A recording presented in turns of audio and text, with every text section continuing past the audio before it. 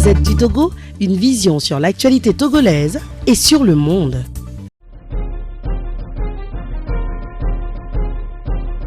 Merci beaucoup. Je pense que quand notre frère, c'est monsieur Aïgo. Oui, Aïgo de Canal K. Voilà.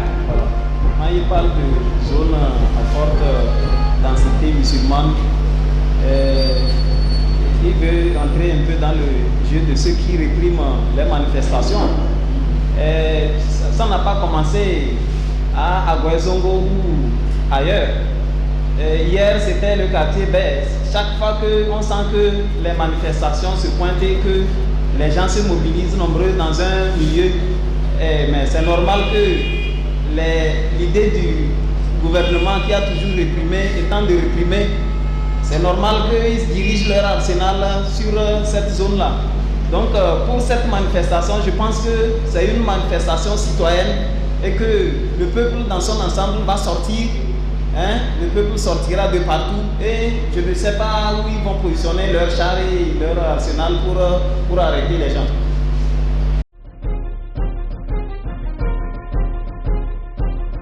Le droit de manifester est un droit inaliénable et imprescriptible.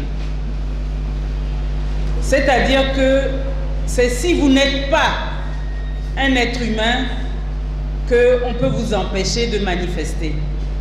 Si vous trouvez que cet enjeu n'est pas important, je suis assez étonnée. Parce que, quelle que soit la raison, que ce soit pour des élections, que ce soit pour la vie chère, que ce soit pour demander telle ou telle chose, la façon qu'on a de dire « je ne suis pas d'accord », c'est de manifester. Et c'est ça qu'on nous enlève. Le droit de dire « je ne suis pas d'accord », d'aller ensemble dire « je ne suis pas d'accord ». Si vous trouvez que c'est un enjeu faible, je crois que vous n'avez pas compris en quoi être un citoyen et qu'on vous enlève la possibilité de donner votre avis, vous n'avez pas compris en quoi c'est grave. Et pourtant, vous êtes dans une radio, peut-être vous n'avez pas vécu l'époque où il n'y avait pas de radio privée. Vous n'avez pas encore vécu la situation parce que vous avez dit quelque chose à la radio, on va vous l'interdire. On commence par interdire de dire dans la rue. Et quand on interdira de dire à la radio, vous direz que l'enjeu n'est pas important parce que c'est ça qui est important. Ça appartient à tout le monde et c'est pour ça que c'est tout le monde ensemble. Ce n'est pas d'abord un enjeu politique, c'est un enjeu de droit humain qu'on ne peut pas enlever. Il y a aux animaux qu'on interdit de dire je ne suis pas d'accord. Je ne sais pas comment ça se fait que vous ne voyez pas l'enjeu. Vous dites que ça n'a pas de force de mobilisation, mais c'est parce que justement il y a des violations de cette liberté de manifester, de la liberté de réunion et tout, que ça a été durement réprimé, que la population a peur. Dans tous les pays du monde, on a le droit de dire « je ne suis pas d'accord ». Des régimes difficiles comme celui du Soudan, les gens se sont levés pour dire « je ne suis pas d'accord ». En Algérie, les gens se lèvent pour dire « je ne suis pas d'accord ». Et je ne vais pas citer dans l'histoire les pays. Il y avait l'Espagne, 45 ans de dictature. Le Portugal, 30 ans de dictature. Il y a eu des gens se sont levés à un moment donné pour dire « il faut qu'on nous laisse donner notre opinion ». C'est un enjeu d'importance nationale, d'importance humaine. Je ne sais pas comment on peut vous convaincre, mais si vous dites déjà que l'enjeu est faible, c'est que quelque part, cet État qui restreint notre liberté de manifester est déjà en train de gagner en nous disant, en nous faisant accepter cette situation inacceptable, en faisant comme si c'était normal de vivre dans un pays où les gens n'ont pas le droit de dire « je ne suis pas d'accord ». Alors, la veille des élections locales, Alors, s'il y avait eu les élections locales et que quelqu'un n'était pas content, comment allait-il manifester son mécontentement? En jouissant de son droit de manifester, non? Qui est justement restreint. Comment on dit après des élections qu'on n'est pas content? Sinon en manifestant. Qu'est-ce qui est important dans les élections? Les résultats ou l'organisation avant? C'est les résultats où chacun pense qu'on a tenu compte de son opinion.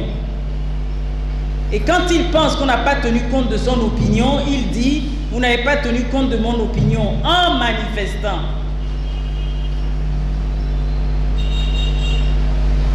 Alors, la journée de l'arbre,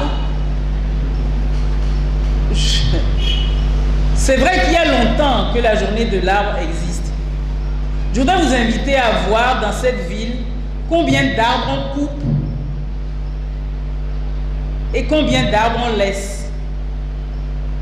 Combien de plants on met en terre et qu'on n'arrose pas.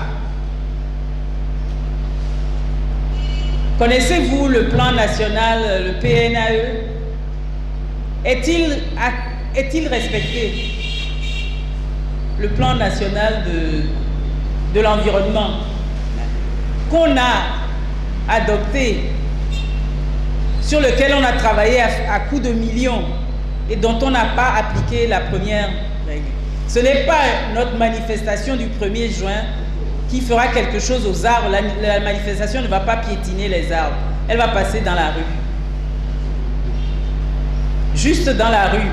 Et elle prendra le frais sous les arbres qui restent après qu'on ait coupé tous les grands arbres de la ville.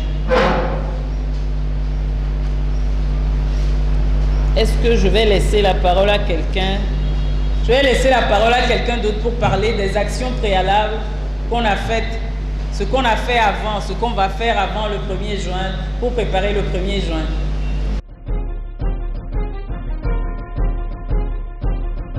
Merci. Et je crois que les réponses sont convaincantes.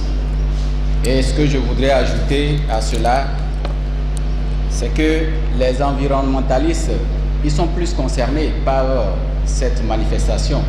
En ce sens que dans la déclaration liminaire, on a vu combien les manifestations sont réprimées avec des gaz lacrymogènes.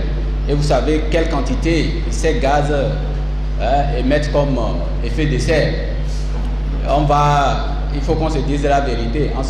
Dans ce sens, qui est en train de protéger l'environnement, c'est la manifestation du 1er juin que nous organisons qui protège mieux l'environnement pour que les gaz lacrymogènes n'émettent plus les effets de serre, les gaz à effet de serre. Et donc, les environnementalistes sont plus invités à cette manif.